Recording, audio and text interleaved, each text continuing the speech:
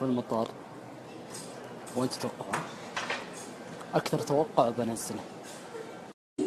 بنسوي كنحن زي الامريكية، مو عشانكم سمعتوا جدة انا جدة، ترى ما هي جدة عشان ما تتحمسوا. يلا اختار. يعني اني نحن الايطاليين ذولاك. excuse me. خبز بر، ايضا معجنات، ما ادري برجر. ايش ذا الطبق اللي كله خبز؟ تلومون على الروقان هذا كله. تدرون ليه؟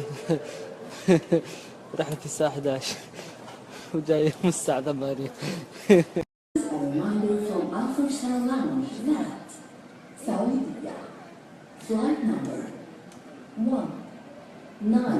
لا أبشركم ما هي رحلتي.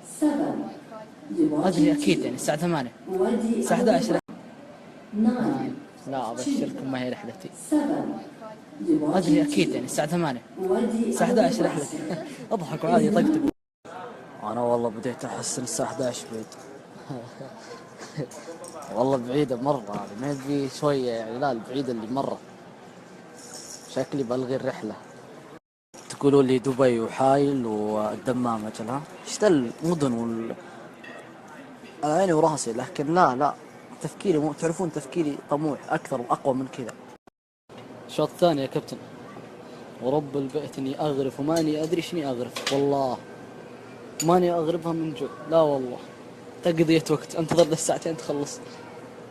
شوفوا ها بالله أحد يغرف أكل زي كذا، حمام ولا عصفور ولا بسة ولا إيش.